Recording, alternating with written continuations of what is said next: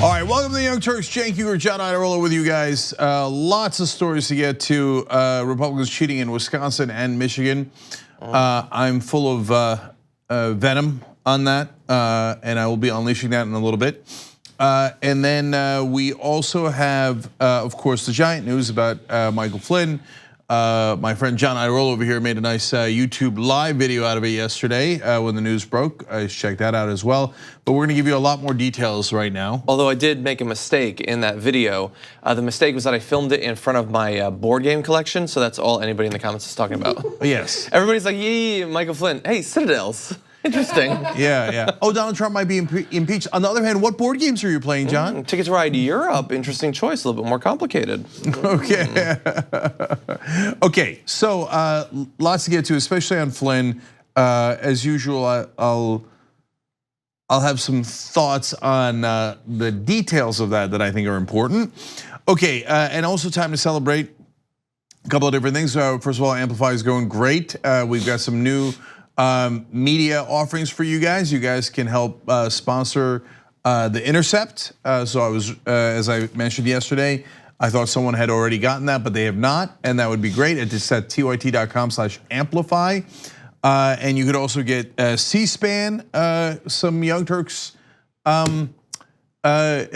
By the way, Chris Cuomo reached out yesterday after I reached out to him and said that he appreciates the membership that you guys sent. So, in fact, let me see if I can look at this up real quick and find out who did that.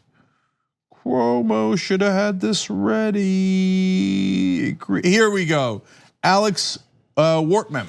So, Alex, thank you for doing that, and Chris says thank you. So, you could also get Senator Chuck Schumer, Nancy Pelosi, Susan Sarandon, Jim Carrey is a wonderful progressive. Get them Young Turks membership and their staff as well.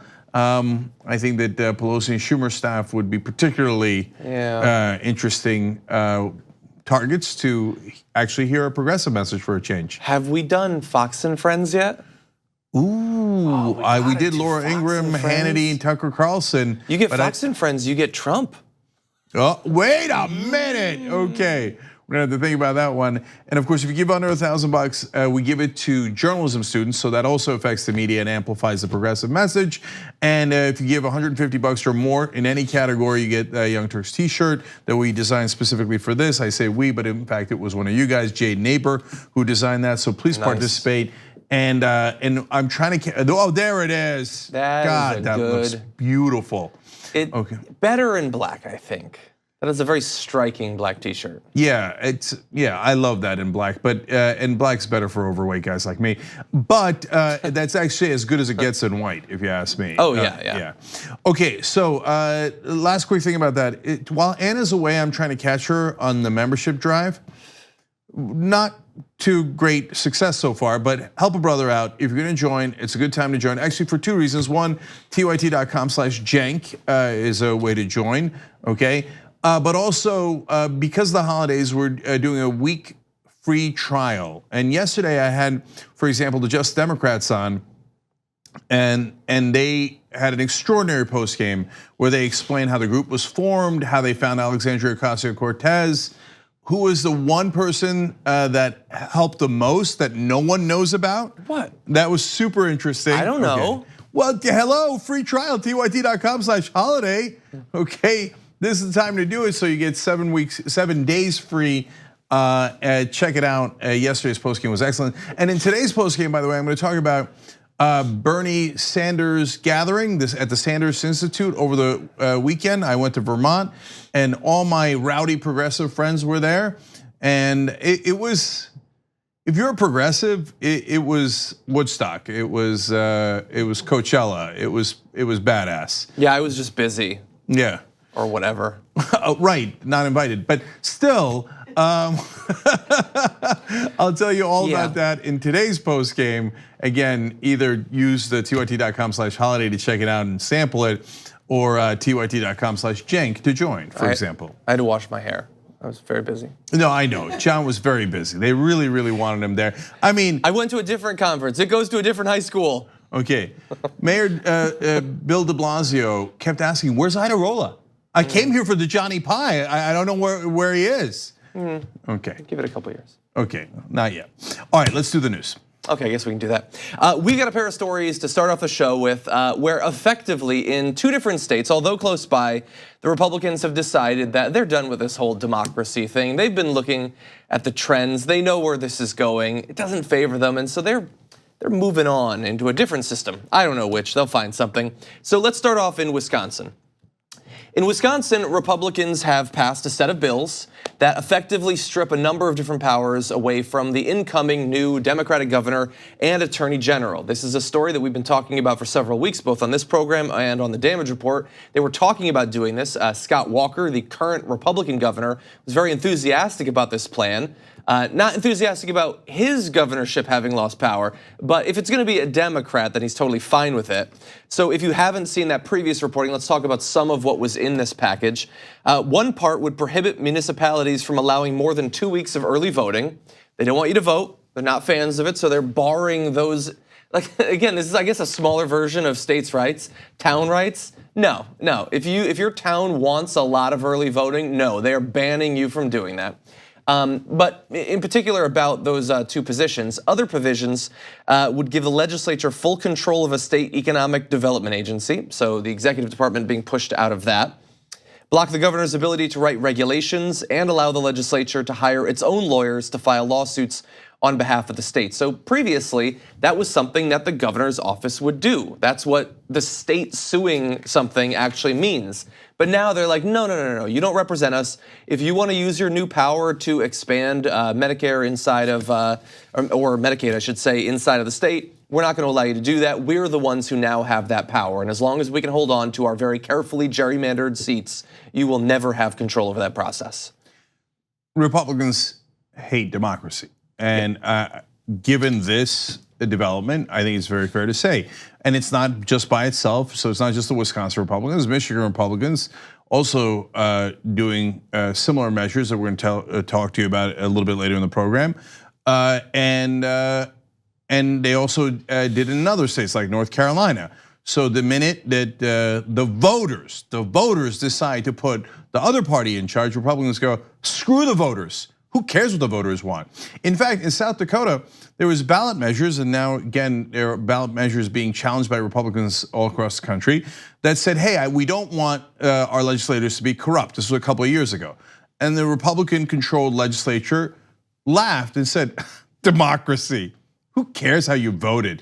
No, if you vote for ballot measures that we like, we say that's fine. If you vote for ballot measures we don't like, we kill them. So they just killed it. What's the point of a ballot measure if the legislature can just come in and go, yeah, but I want to be corrupt. I want to take gifts from lobbyists. I want to have them give me an unlimited amount of money. In South Dakota, they have the worst laws in the country on corruption. Montana had some of the best laws. South Dakota has the worst laws. And the politicians, particularly the Republicans, said, no, I like our corruption. I love the corruption. So, and I hate democracy. So you voted for Democrats? Sad day for you. I'm going to strip them of their powers. And so that's what they're doing in Wisconsin. But of course, look, this is my ongoing beef with the mainstream media because I am right and they are wrong. And I know that bothers them, but they'll call it even. Well, I can't quite tell who likes democracy more. But wait a minute, the Republicans pretended that they cared so much about the will of the voters that they couldn't seat Merrick Garland for 14 months because they wanted another election to come so that the voters can decide who should be the Supreme Court nominee. Yeah. In this case, well, the voters have decided. They just decided. It wasn't 14 months ago. It's not 14 months from now. They just voted right now. So their will of the voters could not be more clear in Wisconsin. And what do the Republicans say? Just kidding. We hate democracy. The only thing we care about is power. So rest of the media, call it what it is, but you won't. You will help the Republicans deceive the American people over and over again by equating truth with lies. And you'll do it in this case too. It used to be Republicans versus Democrats, but now it's Republicans against democracy. And all of those of us who want to have some say need to come together. You gave an example with Merrick Garland where The Republicans, thanks to their ability to hold on to the Senate, which they only have because the way the Senate is created gives them a massive, massive benefit that these small conservative rural states are able to massively outnumber far larger states like California, obviously. And so if you vote in a Democratic president, screw them. They are able to use this thing that's weighted in their favor to take control of the other branches or exert control over them. Here and in places like North Carolina, they've gerrymandered the legislature, so then the legislature just takes all the power to itself. In one state, they got a minority of the votes, but they maintained a supermajority of the seats because they have so tightly and carefully gerrymandered it. They're viciously opposed to democracy, and they know, like, the rise of white nationalism, the rise of talking about immigrants, replacing us. Tucker Carlson talks every night about that. All of that is tied in with this. It is a fear that their numbers can't hold out.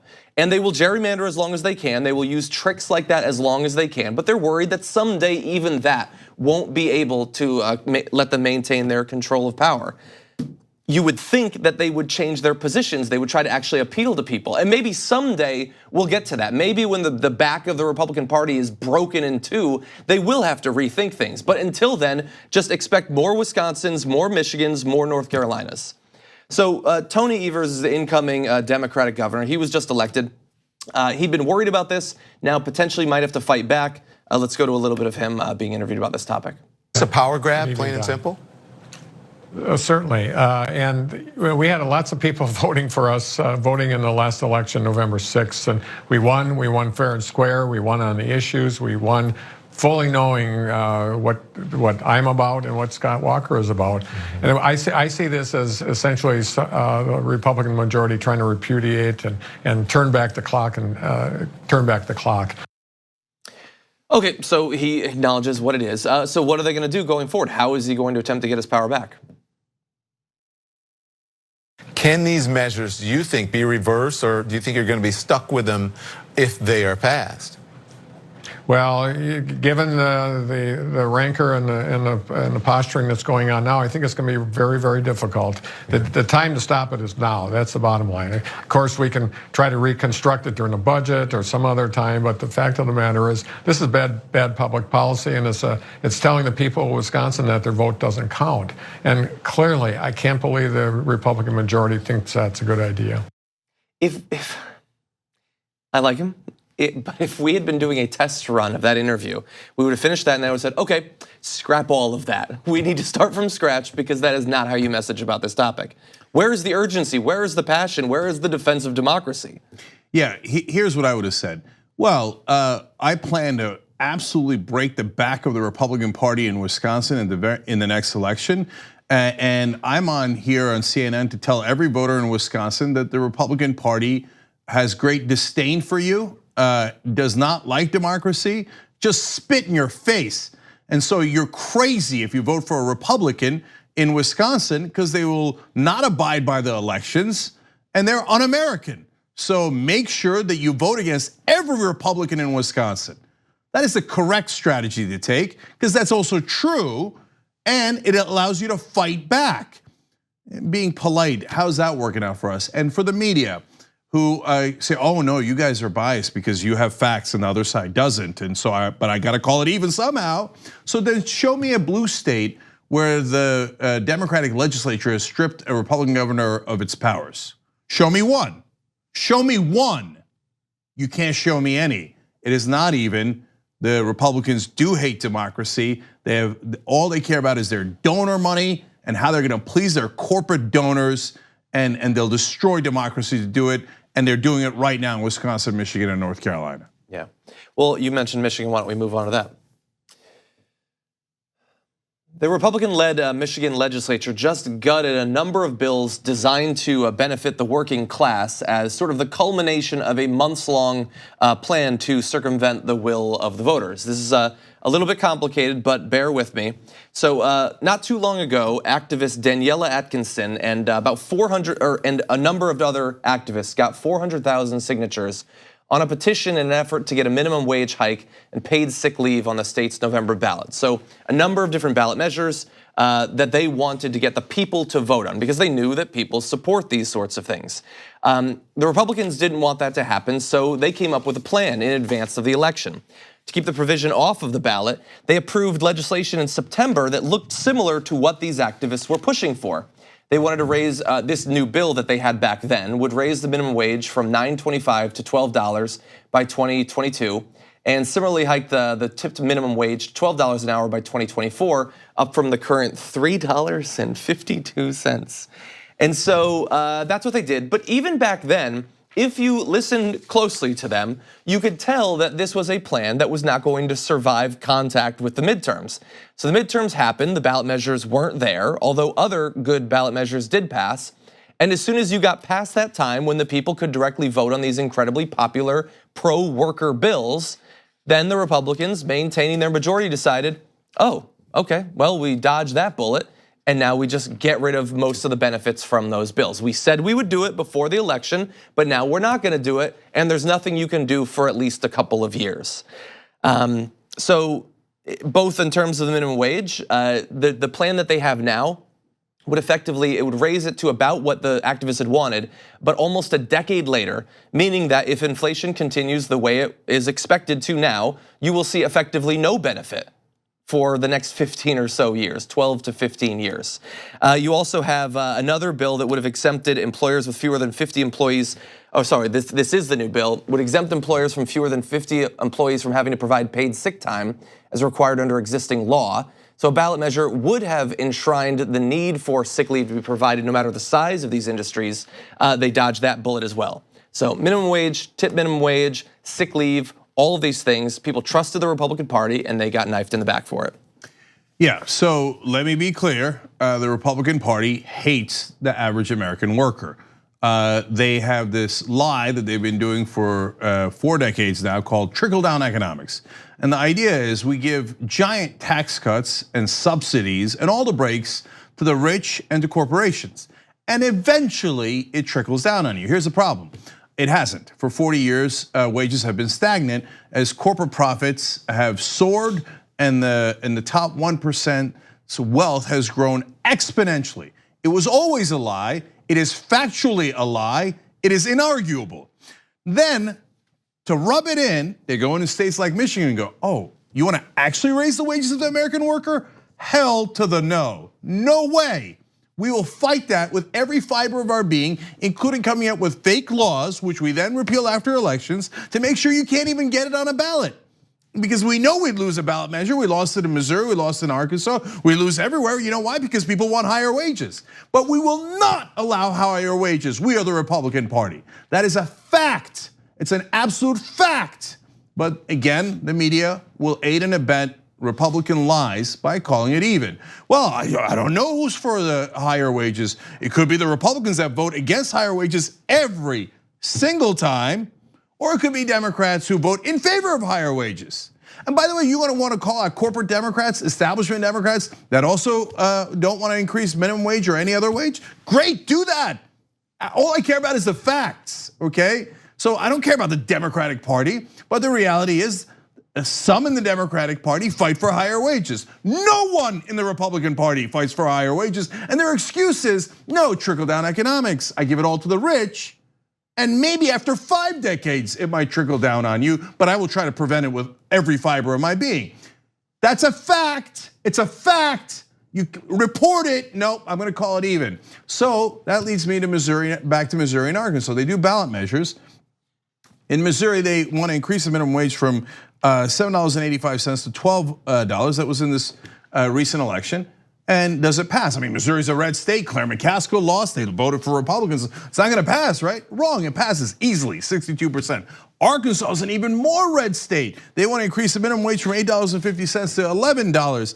In fact, it would go into effect immediately for some portion of it, $9.25 in January. Well, Arkansas is super red, that's not gonna pass, right? Wrong, passed easily, overwhelmingly, 68%, more than 2/3 of the people in Arkansas. So why did they vote to increase their wages, but at the same time, vote for the party that tries to make sure that their wages are lower, the Republican Party?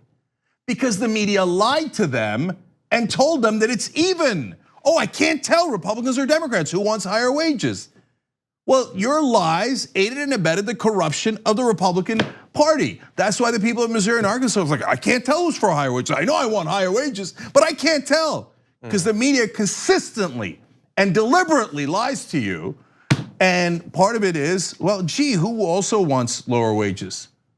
Oh, right, giant corporations. Who is the mainstream media? Oh, right, giant corporations. Isn't that funny? I mean, look at how brutal the Michigan law is. So of course they want to crush your wages. That's well established. And look, John read you the facts. If you don't believe us, Google it, look it up. Go anywhere you like and find out the real facts. See, we're open to facts, unlike the Republicans who try to do propaganda for you. Okay, so but look at the paid sick leave part. An employer can say, if you want to take sick leave, you have to give me a week notice. What kind of a joke is that? It's literally a sick joke. How the hell do you know if you're gonna get the flu a week before you get it? It's a way of saying, I don't care. I don't care if you're on your deathbed. You show up to work or I don't pay you or I fire you. And the Republican Party goes, yes, crush the American worker, crush them, right? And the media goes, I can't tell who's in favor of it. Well, God damn it, who just voted to take away paid sick leave? You know, they say, oh, also in this new legislation by the Republicans, if you're going on vacation, and let's say you got 2 weeks of vacation, well, that counts as sick days. But no, that's not a sick day. A sick day is when you get sick, right? But that proposal itself is sick. Yeah. So maybe a little bit. So I guess the rest of the media is never ever going to be honest with you, so we'll do it. The Republican Party hates the average American worker and will fight to make sure you have lower wages.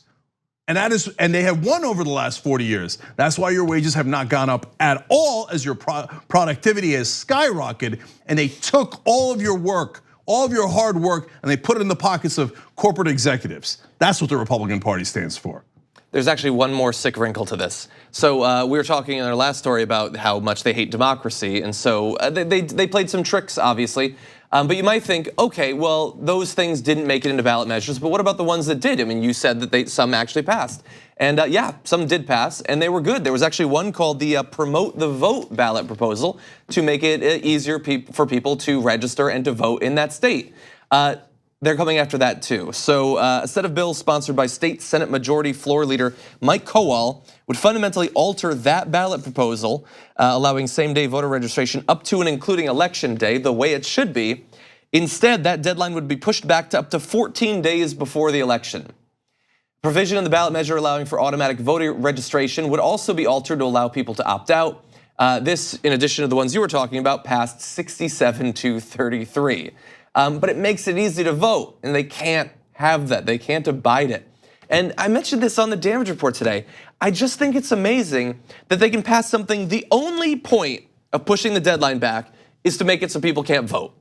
There's no like trickle-down voter registration. There's no mythology crafted around it. It is blatantly anti-democratic, and they can do it. And there are no consequences for them doing it.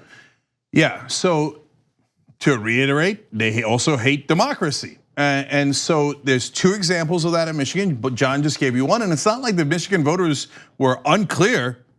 67 to 33, couldn't be clearer. Yes, we would like people to vote. The Republicans say, I don't care. Oh, you voted for that. That's funny, because I already told you I hate democracy. So I'm gonna try to kill your ballot measure, which was pro-democracy, and I'm gonna do it in an anti-democratic way. Isn't that funny? Okay, second of all, they ended gerrymandering and political gerrymandering in Michigan in another ballot measure. Katie Fahey, Voters Not Politicians, wonderful group, wonderful organizer. They did amazing work, and they won as well, 61%, okay? And then Republicans are like, ending gerrymandering? Well, then the majority would get to rule, and then we would have to live under a democracy where obviously our loser ideas can't possibly win. Well, how will the corporations rig it? No. So what are they doing? They're trying to water that down as well. Why? Because they hate democracy. They hate it. They hate it. If they think they could win, great. But they know that in their heart of hearts that they are losers. And then if you actually have majority rule, they will lose forever. So they're like, I don't know, my corporate donors gave me this money to crush the workers and to destroy democracy. So they're gonna do everything they can. Yeah. Look, as you can tell, I'm pretty clear about my opinions of the Republican Party. They are the worst of the worst. I'm pretty clear about my point of view on mainstream media, but now let's move to the Democrats for one quick point. Hey, you guys want to ever get up and fight? So look, you won all these seats, you won all these positions in Wisconsin and Michigan. Why does it take me to attack the Republican Party in a way that is factual and warranted? Why isn't anyone from the Democratic Party breathing fire on television today? Why aren't they coming out and saying these things? Well, but that would offend Republican voters.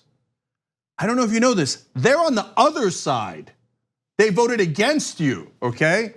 That doesn't mean that if they win that you don't respect democracy. That would be the opposite of the point we're making. But it does mean you should make your own case, you idiots. If you don't make your own case, it makes it easier for the mainstream media to go, well, I can't tell. One side's super strong and says democracy sucks and everybody should be paid less. Another side says nothing. So maybe I won't even call it even. I'll just give the Republican point of view and I'll be done with it.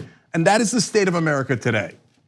On Wisconsin, Randy Bryce has been really good in drawing attention to that, being involved in the protests and all that. Yeah, Iron Stash has been absolutely wonderful. He lost his election, but that didn't stop him at all. He didn't go back and sulk. He didn't go walking in the woods. Unlike Obama, he put his walking boots on and got right back into the fight and said, not on our watch. So at least there's somebody fighting for you. Yeah. Why don't we take our first break? Apparently, yes. When we come back, we have Flynn. Wonderful disaster ahead for Donald Trump. Can't wait. We hope you're enjoying this free clip from the Young Turks. If you want to get the whole show and more exclusive content while supporting independent media, become a member at tyt.com/join today. In the meantime, enjoy this free segment. All right, back on the Young Turks, Cenk and John with you guys. Brian from the member section writes, and sadly, it's not just Republicans in red states. I'm in a union in California and I get paid no paid vacation or sick leave. Man, it's just Jesus, man. It is, for the average worker, it's absolutely crushing out there. I was talking to, this is the kind of thing we normally talk about in the post game, but real quick, I was talking to somebody from Germany the other day, a businessman. And now he's well off and he's a complete capitalist. And he's like, wow, you Americans are just brutal to your workers, brutal. And that's totally right, unfortunately. I am Sock writes in, I'm in a poorer red Michigan district and nobody even knows that this happened. Okay, and that's also unsurprising. Unprecedented madness says, unfortunately, people will continue to only vote for their party unless the media does their job and reports the facts. There is little hope. Kim writes in, the DNC stands for do not confront. Unfortunately, also true. Last one from the member section, Crash83K says, can we start a crowdfunding campaign to get TYT to do exit polling for the 2020 primaries? TYT managed, publicly funded. What do you think? That would cost millions of dollars. Yeah, that's gonna be difficult. Yeah, it's probably a bridge too far, brother. I appreciate you offering, but we asked too much of you guys already, and you guys have done wonderful things, like get people like Ocasio-Cortez elected, and the Just Democrats elected, and you do membership, etc. But that would cost millions, and I don't think that's our wheelhouse. But hey, man, 2024. Yeah. Hey, you never know, man, but we got to spread the word. Okay, so speaking of which, I'm gonna give shout outs to the folks who just gave to the Amplify program, which amplifies the progressive message and helps the show. Diane Ranieri from Pittsburgh, that's awesome, $150, you're getting a t-shirt. Stephen Buchanan from Oakland, also $150, also a t-shirt. Mark Grasso from San Francisco. Philip Canzano from, and I didn't know this, Beto Country, Texas. Oh. I thought it was Beto County. I was like, there's really a county in Texas named Beto? God, he is that popular. Seems improbable. Is there also one named Ted? Okay. Anyway, from Beto Country, Texas. Thank you, Philip. Also $150. The journalism students that you just got a membership to, also thank you guys, and you get a t-shirt as well. tyt.com/amplify. All right, John, what's next? All right, just a little story for you. Special counsel Robert Mueller has released his sentencing guideline memo for Mike Flynn, who pleaded guilty to lying to the FBI about a year ago. The most important thing coming out of the sentencing memo is what he thinks the sentence should be. And he's pretty clear, The special counsel praised Flynn's assistance to their investigations as substantial, writing that a sentence that does not impose a term of incarceration for him would be appropriate and warranted. So he's effectively saying that it would be perfectly fine for the judge to sentence him to no time whatsoever, which I don't think people were necessarily expecting. And he could have spent quite a bit of time in jail, actually. The crime of giving false statements to the FBI carries a maximum sentence of 5 years in prison and a maximum fine of $250,000. Though federal sentencing guidelines call for Flynn to face much less, between 0 and 6 months in prison and a fine of up to $9,500. Mueller, in that same section of the memo, cited Flynn's exemplary career in the military and public service when recommending a sentence at the low end of the guidelines range. So effectively, if the judge listens to Mueller, and there's some reason to believe that he will or she will, Flynn might not spend any time in prison. Now, to the assistance, what form did that assistance come in? Well, Mueller said that he sat over the course of about a year and a half for 19 different interviews with Mueller or someone of the team, and also said his early cooperation was particularly valuable because he was one of the few people with long-term and first-hand insight regarding events and issues under investigation by the SCO. And sort of related, that his cooperation might actually have led others to cooperate with the investigation who might not have otherwise done so. Yes. So that's the top level stuff. We do have some interesting tidbits, things that are in the memo, things that are technically in but are blacked out that we can get to, but that's the top line. Yeah, so let's talk about the most relevant parts and how much trouble Donald Trump is in. So partly the answer is a lot, and the other part of the answer is we don't know because it's blacked out. Okay, so 3 parts. One is his cooperation with the special counsel, so that's seems fairly straightforward, and that's not good news for Donald Trump. So the other one is another criminal investigation. Super interesting, but it's redacted. Right? Why don't we bring up the next graphic while you talk through this so people can see the section that you're referring to? Yeah, and the relevant parts totally blacked out. Okay, and then the third is an investigation so secret they won't tell you anything about it. They won't tell you if it's criminal, federal, state, what it's about. Criminal, civil, having to do with something outside of the country, having to do with inside? Is it about his work with Turkey? Is it about Ukraine? Is it something purely domestic? We have no idea. By the way, that's real. That graphic is real. That is actually real. Okay, that is their paragraph on what the third investigation is about. In other words, we do not want you to know. This is the most amazing thing because you see that second investigation, they give you all the details on it, or at least identifying it. In the first, they do redact the specifics, but they at least let you know it's a criminal investigation. What would it take for the third to be fully redacted, where they don't want you to even know the nature of that investigation? I mean, it could be referencing one that we are familiar with that they don't want to identify as having a relation to Mike Flynn, or it could be something totally new. So if it was just about the Russian interaction, well, that's the heart of the matter, and hence it would be bad enough without the 2 surprises that are in there. So what's the message that's being sent here? Partly that Flynn's case has just gone through the courts and this is when his sentencing is up. But partly Mueller's sending 2 different messages. One is, I don't want to tell you what my other cards are yet, but I've definitely got a couple of aces up my sleeve. I don't think you redact a deuce, or I got a 4 spades, don't show anybody, okay? And then the second thing he's doing though is, since Trump is going around saying, hey, I might pardon people, I could pardon Manafort, that's definitely on the table, I could pardon people. This is Mueller in essence saying, look, I'm suggesting no prison time for people who cooperate. In other filings, he has said you should throw the book at him. Whether it's Papadopoulos, where he had his infraction was really minor, and he's in prison now for 14 days, right?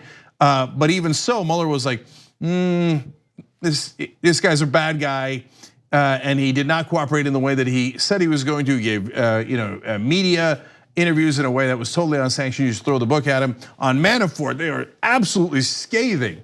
So Mueller and Trump, to some degree, are playing a game here. Who has more power? And Mueller's like, I can let you out of prison too, or a lot of times I could hand you off to state level where you cannot be pardoned by Donald Trump. So that's part of the undertone here in terms of what's going on.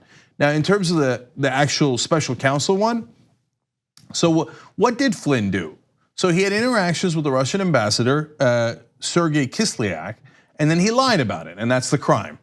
But what was the interactions about? See, that's very important.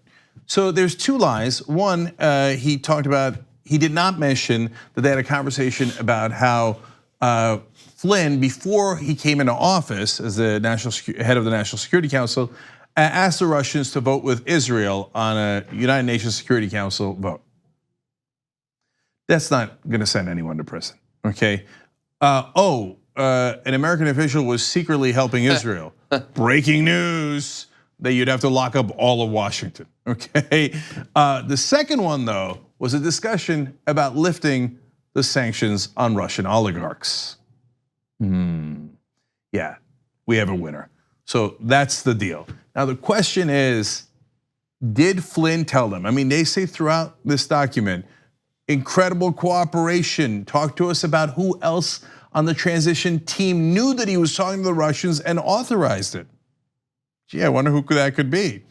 So did Trump tell Flynn to tell the Russians, don't worry, we're gonna lift the sanctions? We don't know yet, it's redacted, right? But Mueller seems incredibly pleased with the information that Flynn gave him. So, and of course the degree to which it's specific is very important, and I can't prejudge it, but that's one of the mother lodes. Yeah, I just want to briefly mention too, because I know some people who don't necessarily follow this much might not know exactly why a lie of this sort is important, whether it's Mike Flynn lying to the FBI during that investigation or Donald Trump lying about business ties in foreign countries or things like that. Like, why is that a big deal? Well, obviously lying to the FBI is literally a crime. It's been a crime for a very long time.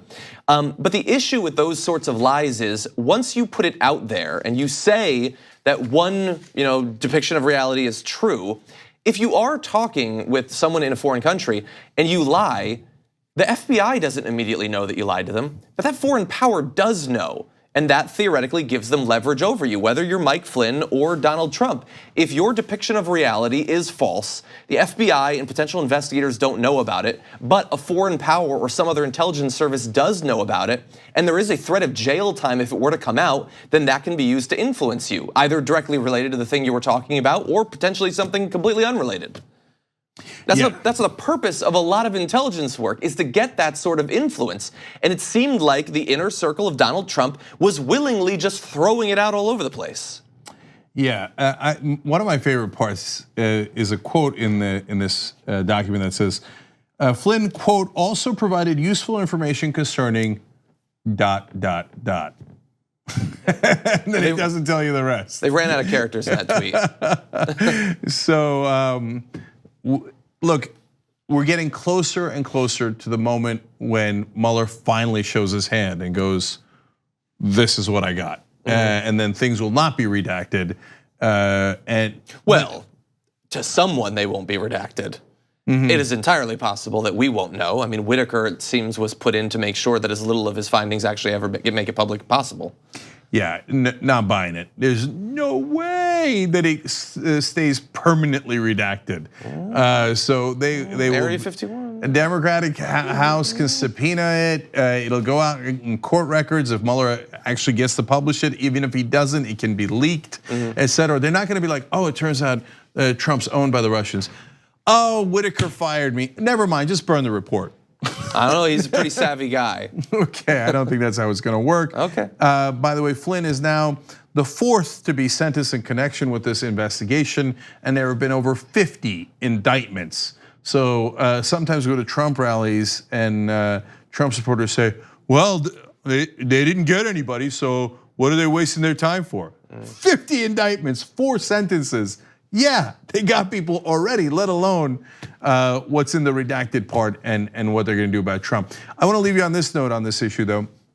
I do remember Michael Flynn saying something about being tough on criminals and people who might have abused their power. And I wonder if the court should take this thing into account as they consider as sentencing. Let's take a look.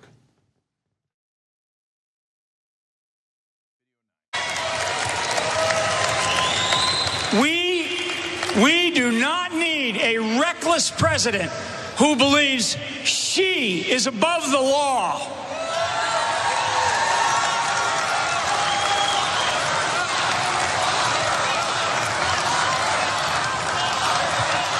Lock her up. That's right. That's right. Lock her up. I'm going to tell you what. It's unbelievable. It is unbelievable. I know the special counsel does not want him to go to prison, but if they did, that would have been compelling to play during sentencing.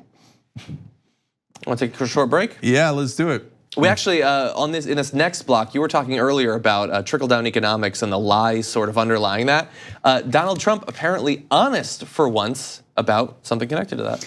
And Ocasio-Cortez does it again. Bold proposal, shaking Washington, as my sister called it, giving us life. Okay, so get the whole show at tyt.com/join. We'll be right back.